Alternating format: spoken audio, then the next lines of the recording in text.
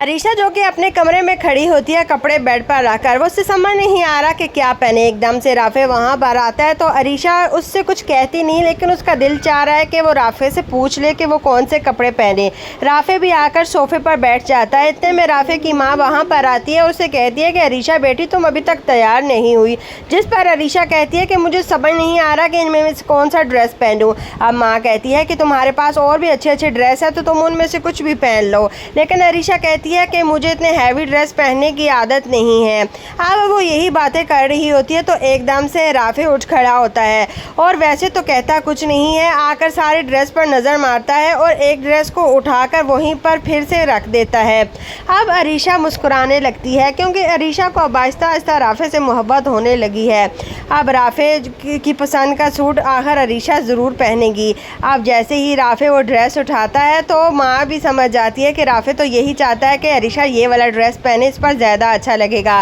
Rafe खुद तो कुछ नहीं कहता क्योंकि वो यही समझता था कि अरीशा उसकी तो कभी भी बात नहीं मानेगी, क्योंकि अरीशा है ही गुस्से की बड़ी तेज़। लेकिन अब अरीशा आहिस्ता आहिस्ता यहाँ रहने के बाद सुधरती जा रही है।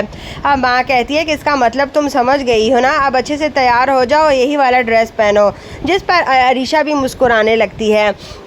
घर वाले सारे तैयार हो गए। माँ जो कि अभी अरीशा का वेट कर रही होती है कि अरीशा अभी तक नहीं आई। अरीशा जो कि यहाँ पर तैयार हो रही है और आखिर वो राफे की खुशी का ख्याल रखने लगी है। आहिस्ता आहिस्ता उसे वो सारे काम बुरे लगने लगे हैं जो कि अरीशा पहले किया करती थी।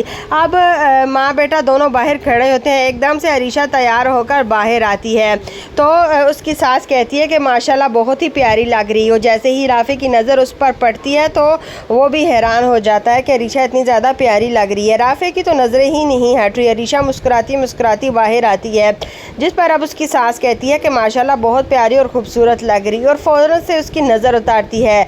नज़र उतारने के बाद पैसे राफे को देती है, उसे कहते हैं ये सदका दे देना। जिस पर राफे कहता है आप भी तो हमारे साथ चल रही हैं, आप सदका दे दें। जिस पर अब राफे की माँ कहती है कि चलो कैब कराओ, अभी भाभी की कॉल आई है। एकदम से अरीशा अब अच्छी हो गई है। फ़ौरन से अपना पर्स खोलती है और अपनी गाड़ी की चाबी निकाल कर कहती तो कुछ नहीं, सीधा राफे के हाथ में रखकर खुद आगे चली जाती है। अब वो माँ की तरफ देखने लगता है राफे, जिस पर उसकी माँ कहती है कोई बात नहीं बेटा रख लो।